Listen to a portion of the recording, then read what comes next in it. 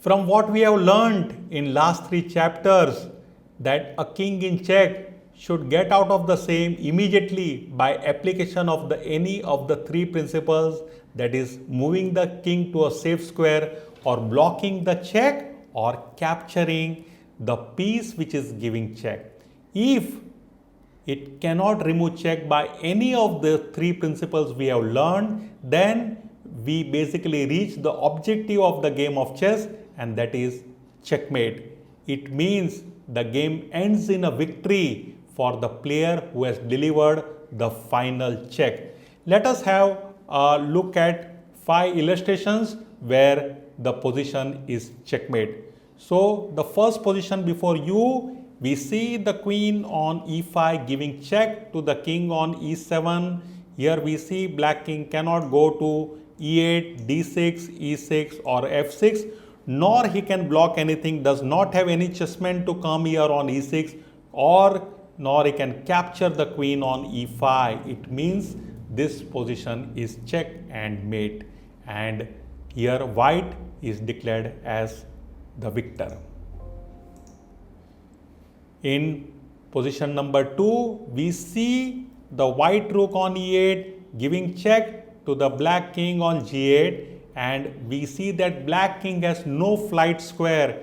He cannot go to h8 nor to f8, and like it is check and mate. Then you must be wondering, why can't he move his rook back to f8 and block the check? Well, as you can see that the bishop here on c4 is in line of the king, and in between is the rook on f7. So if he moves his rook to f8, he will be exposing his king on g8 to a check. We say that this rook on f7 is under pin, and we also know the rule that it is illegal for a player to bring his king in check at any point of time. So here, though with the move like rf7 is shielding the check from the rook on e8, at the same time he is bringing in his king to check from the bishop on c4, which is illegal. Therefore, this position is check and mate. Number 3 in checkmate is here we see the bishop of black on g3 giving check to the king on e1, and we see that white king is not in a position to move to any of the square, that is f2. That 2 is under control by the bishop on g3, nor he can block the check from f2. No chessman is there which can come and block this check, or is he in a position to capture this bishop on g3. It means here black has declared checkmate on white and wins the game. Position number 4, and here we see the white knight on d6 giving check to the black king on e8. Knight moves 2.5, so we see the check of knight, that is 1 2.5 on e8, and here there is no way for black king, no flight squares to go, and nor he can move the king to a safe square. Remember one thing about knight check is that knight check can never be blocked. It can only be removed by moving the king to a safe square or capturing with a knight, because knight is a jumping piece, so its check cannot be blocked. Only then 2 principles comes into play, that is moving the king or capturing the knight.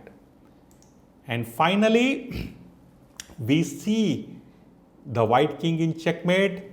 The black pawn on g2 is delivering the king to f1, and there is no way for white to get his king out of check. He cannot move to g1 because that is controlled by the bishop on d4. Same way, he cannot go to f2 also.